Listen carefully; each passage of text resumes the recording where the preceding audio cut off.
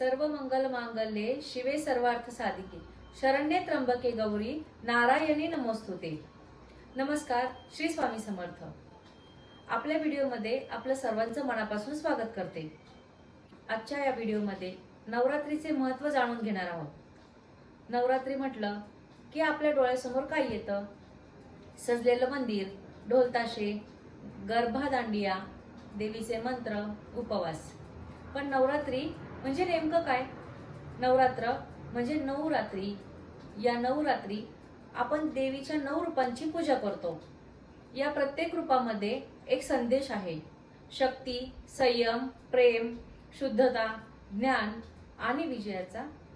नवरात्रीचे महत्त्व हे फक्त धार्मिक नाही, तर वैज्ञानिक आणि आध्यात्मिक असे दोन्हीही आहेत। या काळात ऋतू बदलतो, पावसाळा संपून हिवाळ्याची सुरुवात होते, शरीरात बदल होतात। त्यामुळे हलकं उपवासाचं अन्न खाल्लं की शरीर शुद्ध राहतं आणि रोग प्रतिकारक शक्ती वाढते। मनाच्या दृष्टीने जर बघितलं तर नवरात्री म्हणजे नकारात्मक विचारांवर विजय मिळवण्याचा काळ। आपण वाईट सवयी, राग, ईर्ष्या, वाईट बोलणं याबद्दल नियंत्रण ठेवतो। आणि आध्यात्मिक दृष्टिकोनातून नवरात्री म्हणजे आतल्या शक्तीला जागं करण्याचा उत्सव। रामायणात श्रीरामांनी रावणावर विजय मिळवण्यासाठी नवरात्रीत देवीची उपासना केली होती। म्हणूनच नवरात्रीच्या शेवटच्या दिवशी विजयादशमी साजरी होते। महिषासुरावर विजय मिळवण्यासाठी दुर्गा मातेनं 9 रात्री युद्ध केलं। त्यानंतर ती विजय मिळवून बाहेर आली। म्हणून नवरात्रीला शक्तीचा उत्सव असेही म्हणतात। आपण देवीची पूजा का करतो? कारण स्त्री हीच शक्ती आहे, तीच घरालाही सांभाळते आणि तीच अडचणींवर विजय मिळवते। नवरात्रीत ही शक्ती जागवली जाते। म्हणून नवरात्रीचे महत्त्व फक्त देवळापुरतं नाही, तर आपल्या आयुष्यातल्या प्रत्येक घरात, प्रत्येक स्त्रीत, प्रत्येक विचारात आहे। ही 9 दिवस म्हणजे स्वतःला विचार करण्याचा, स्वतःला घडवण्याचा आणि आपल्या घराला सकारात्मक ऊर्जेनं भरून काढण्याचा काळ आहे। नवरात्रीत स्त्रियांनी कोणते नियम पाळायचे? तर नवरात्रीच्या या पवित्र काळामध्ये स्त्रियांना काही खास नियम सांगितले गेले आहेत। हे नियम फक्त अंधश्रद्धा नाही, तर त्यामागे आपलं आरोग्य, मनाची शांतता आणि घरातील सकारात्मकता लपलेली आहे।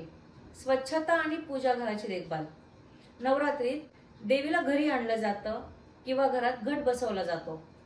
रोज सकाळी लवकर उठून घर आणि अंगण पुसावं, पूजास्थान धुवावं, रोज नवा दिवा लावावा आणि ताज्या फुलांना सजवावं, कारण स्वच्छ ठिकाणीच सकारात्मक ऊर्जा वास करते।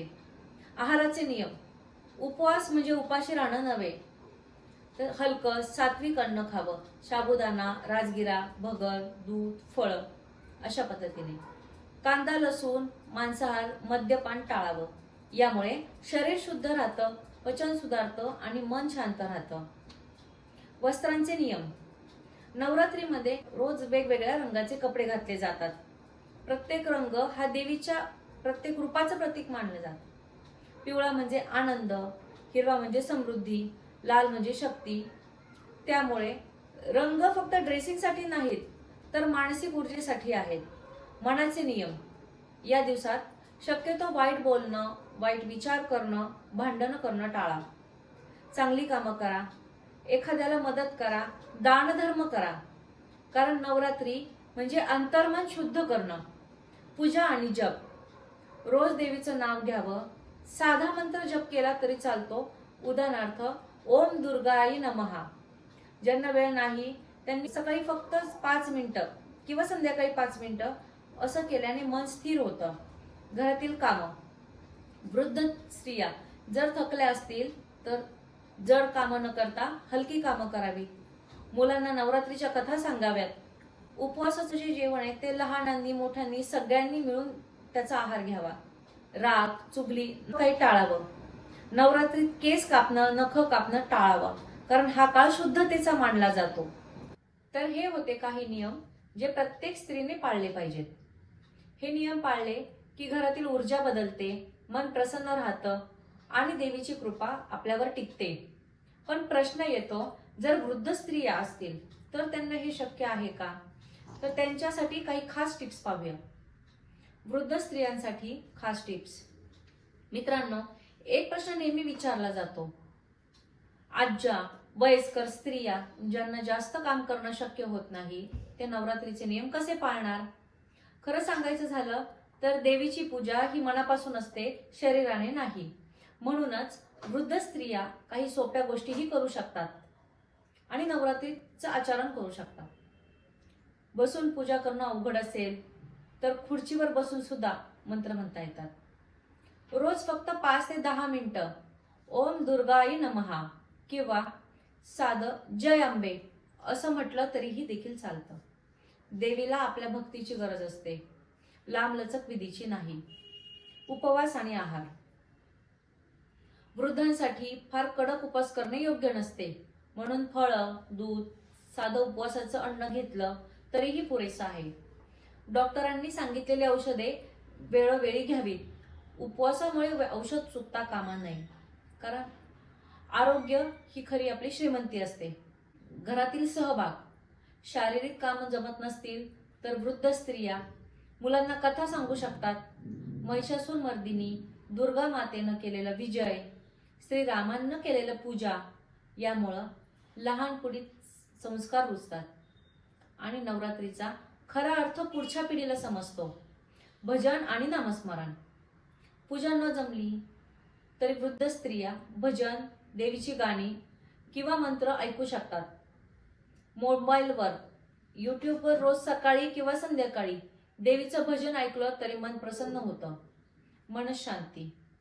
वृद्धांना जास्त कामं नाही जमली तरी हसतमुख राहणं, घरातल्या मुलांशी प्रेमाने बोलणं हाच मोठा नियम आहे.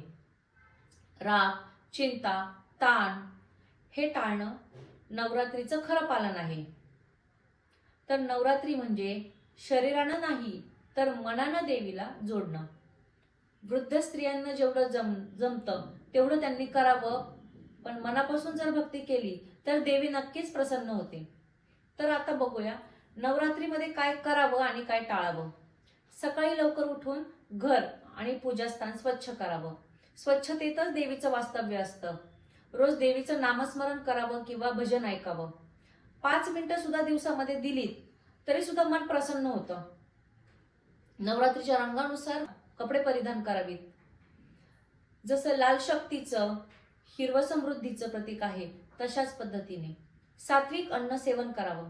फळं, दूध, साबुदाणा, राजगिरा जे शरीर हलकं ठेवतं आणि मन शुद्ध करतं. दान धर्म, सेवा करावी. एखाद्याला मदत करणं हीच खरी पूजा आहे. तर आता नवरात्रीमध्ये काय टाळलं पाहिजे हे आपण पाहूयात. नकारात्मक विचार आणि वाईट बोलणं, राग, भांडण, द्वेष, मत्सर हे सगळं काही टाळावं. नवरात्री हा शुद्धतेचा उत्सव आहे, म्हणून हे बिलकुल योग्य नाही. उगाचच वाद करणं, वाया घालवलेला वेळ. या काळात मन स्थिर आणि शांत ठेवणं गरजेचं आहे. उगाच खर्च किंवा दिखावा करू नये. नवरात्रीमध्ये या छोट्या छोट्या गोष्टी पाळल्या तर आपलं आयुष्य आनंदी होतं आणि देवीची कृपा सदैव आपल्यावर राहते. हे 9 दिवस फक्त पूजा करण्यासाठी नाहीत, तर स्वतःला अधिक चांगलं बनवण्यासाठी आहेत. माता दुर्गेची कृपा आपल्या सर्वांवर अशीच राहो, अशी देवी चरणी मी प्रार्थना करते. देवीच्या आशीर्वादाने आपल्या सर्वांच्या घरात सुख, समृद्धी, शांती नांदू देत, अशी ही देवी चरणी मी प्रार्थना करते. तर अशाच प्रकारच्या नवनवीन व्हिडिओसाठी आपल्या चॅनलला सबस्क्राईब करा आणि बेल आयकॉनवर क्लिक करा. जय अंबे.